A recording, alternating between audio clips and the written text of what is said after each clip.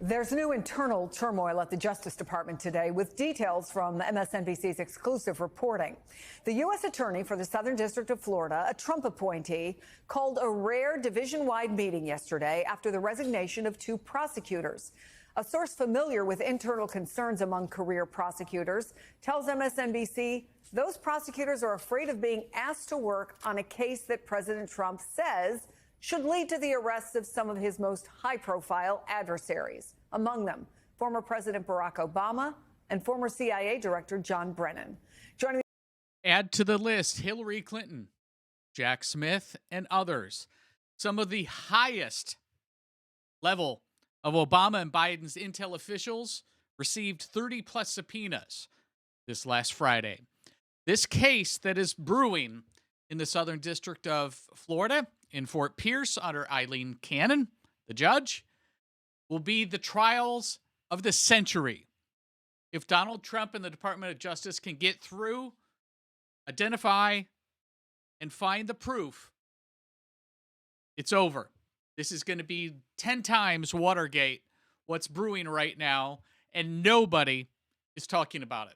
From the White House with his exclusive reporting is MSNBC's Vaughn Hilliard. Barbara McQuaid is here, an MSNBC legal analyst and former U.S. attorney. Independent journalist Philip Bump joins me here on set. Vaughn, walk us through your exclusive reporting. Yeah, along with our colleague here at the White House, Laura Barone Lopez, we have from sources that down in the Southern District of Florida, Jason Redding Cononas, he is the U.S. attorney who was picked by Donald Trump to lead that office in Miami this past August, that he is effectively overseeing what is amounting to a sprawling investigation, a conspiracy investigation. And this is important. Folks are going to continue to hear about this in the months ahead. It is the idea that the Biden administration, the Obama administration's individuals who were law enforcement and intelligence community officials were seeking to undermine the candidacies and presidencies of Donald Trump. So pay attention to how deep and wide this is. This is going back to Obama, including Biden, all of the intel officials that were involved. This is huge, huge. If Aileen Cannon, the Department of Justice attorneys in the Southern District of Florida, if they can get this argument together, this is going to take out the deep state like nothing else can. Over effectively the last 8 years. And what is underway is at least 30 subpoenas were sent out on Friday by this office. But just before the number 3 in the office signed off on those subpoenas, 2 junior assistant U.S. attorneys had resigned. I am told that at least one of them was asked to do something that was outside of their realm of comfortability and what they believed would violate their ethical responsibilities. So I'm curious, where are these ethical responsibility junior lawyers at the Department of Justice? Where were they when Biden's Department of Justice was hunting parents at parent-teacher school board meetings? Where were these ethical lawyers when half of Donald Trump's executive team, including Peter Navarro, Steve Bannon, and others, were put in jail? Put in jail. Not just tried, not just fined. They were put in jail. It just doesn't make sense. It doesn't make sense. Maybe somebody in the comments down below can help me understand this a little better.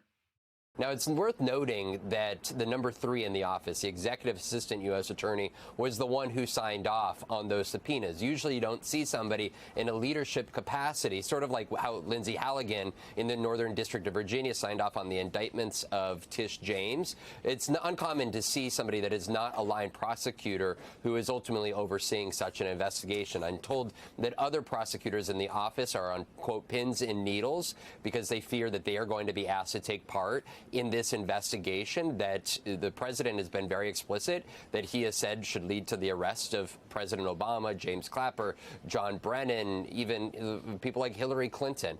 It is a vast investigation here, in one in which down in the Southern District of Florida is causing concerns over prosecutors being asked to do the job that they do not feel comfortable is based in substance and based in one in which they should be actually asked to go and move forward with such not only Their job is to enforce and to prosecute anybody that breaks federal law. So if you're uncomfortable doing that, you should leave. You shouldn't be there. You shouldn't have been there in the first place.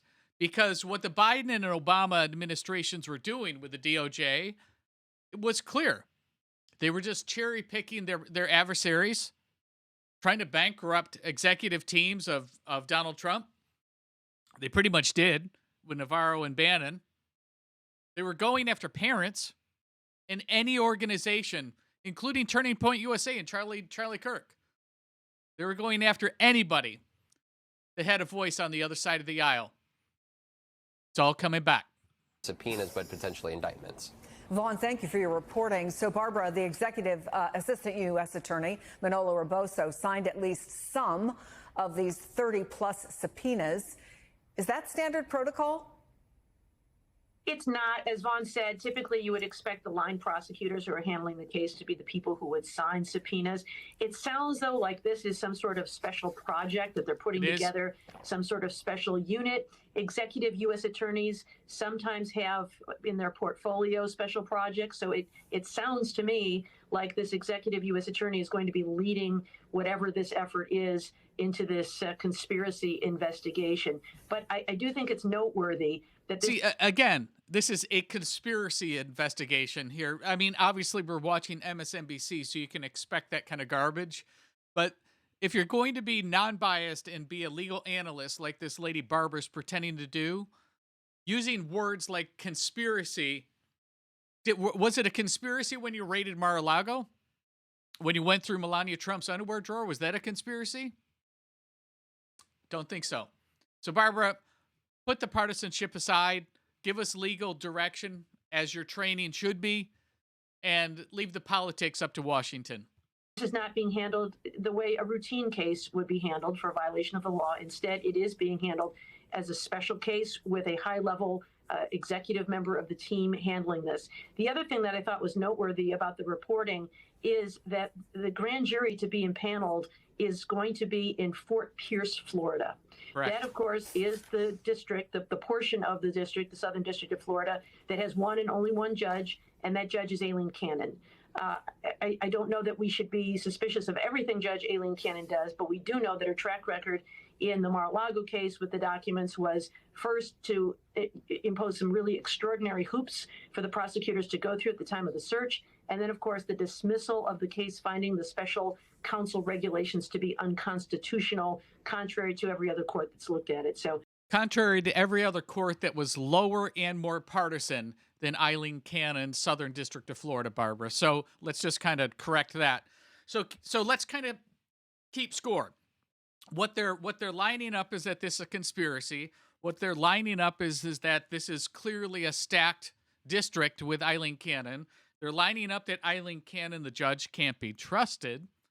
And they're also lining up the argument that Department of Justice attorneys who feel uncomfortable that they're being asked to prosecute against their ethical standards are stepping away. So they're loading up their arguments right now. Expect to hear this just a drumbeat of repeated bullet points coming in from the other side. Barbara's done a great job already outlining the talking points that we're going to be hearing from them. I think there is reason to be very concerned about the irregularities that are occurring in this office. Right. Well, Philip, the source who's familiar with the subpoenas calls them performative, but even if they are, is that the point? A source. There have been those suggestions before that it's really about creating a public impression and reinforcing a narrative more than necessarily building a strong legal case. Yeah, I mean, normally we want to be careful and say, well, we can't say for certain. I think all of the evidence here points to this being them on a fishing expedition, right? That they are trying to figure out a way in which they can impugn these people. But I think it's really important to note this is a fishing expedition in already fished waters. There was already a probe into this when Donald Trump was first president that was run by Bill Barr. He assigned a special...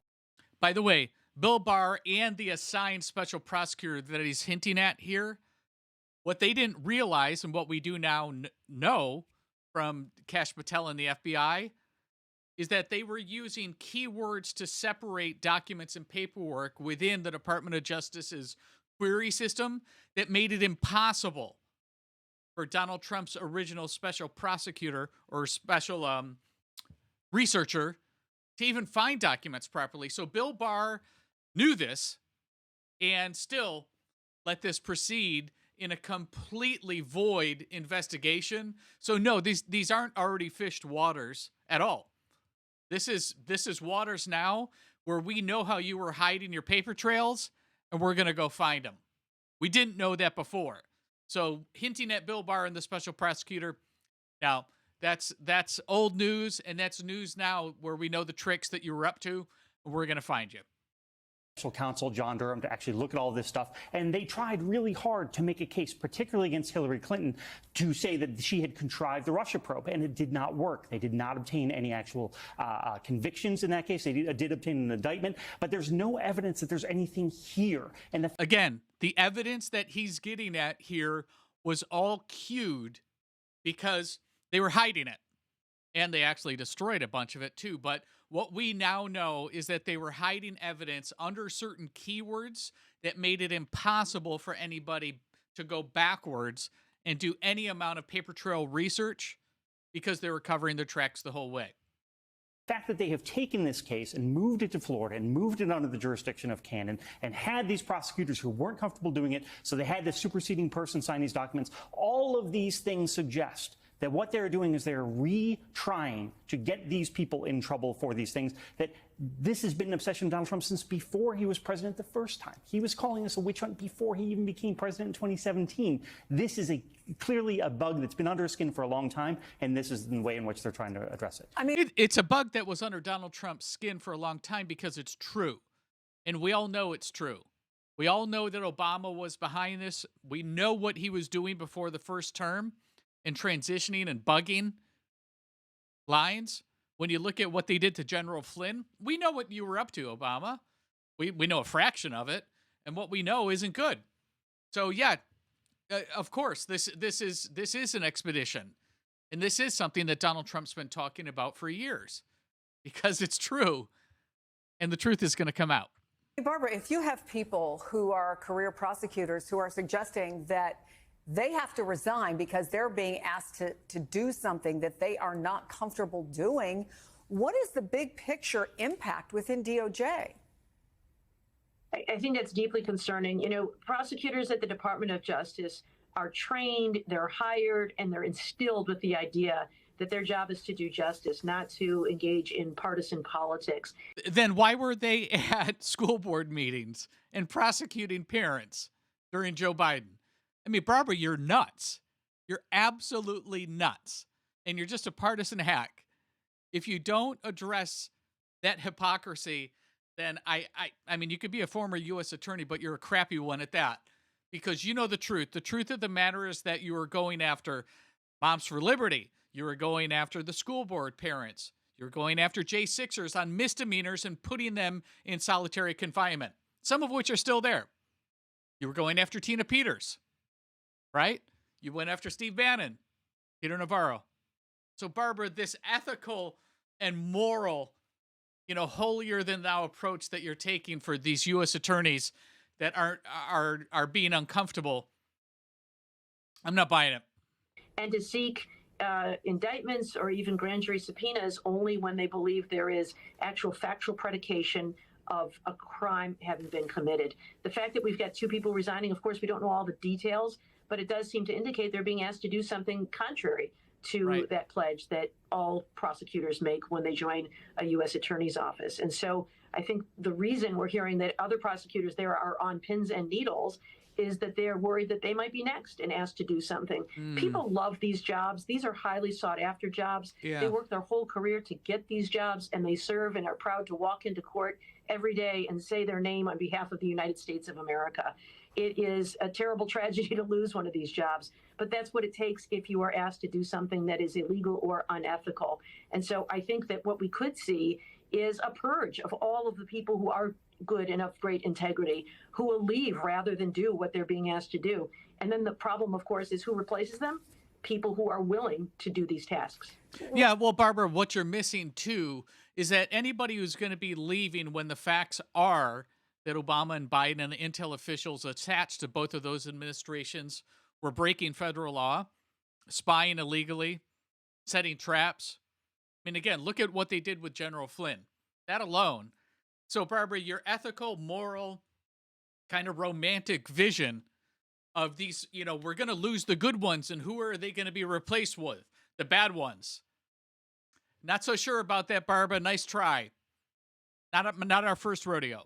Well, it also brings up, Philip, the very real question for the American public and their own security and the idea of justice, putting people away who deserve to be put away. Right. And if you have people who don't have the experience, people who maybe don't even have the credentials, have never even worked, for example, in criminal law before, and those people are focused largely on things that may have to do with retribution, where does that leave us?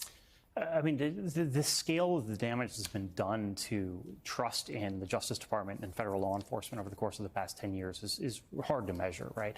I don't know that any of us ever expected. I mean, certainly when Donald Trump was reelected last year, he ran on this platform of retribution, and he said he was going to go after his enemies. And, eventually there would be some hemming and hawing, like, well, he's not, his allies would say he wasn't really going to do it. But this is what he's doing. And, the people who he's appointed to run the Justice Department and the FBI, the fact that they are taking these actions now, the damage that's being done is so robust. And to Ms. McQuaid's point, like it's internal as well. The fact that they are reshaping these organizations so that moving forward, that damage will linger. We don't know what it's going to look like. We don't know how bad the damage is going to be, but it's significant. It's going to be very significant. What we're going to find is exactly what we all know, right? This is just conspiracy theory number 500 that's come true, because they all do here, at least the recent ones, where we know what Obama was up to. We know what Biden was up to. We know what Merrick Garland was up to. We know what Chris Wray was up to. We know what Jack Smith was up to. All of that. Hillary Clinton. It's about time. About time. So I'm curious what you think. What you think is going to come of this in Fort Pierce in the Southern District of Florida under Judge Aileen Cannon. Will they finally be able to purge the deep state?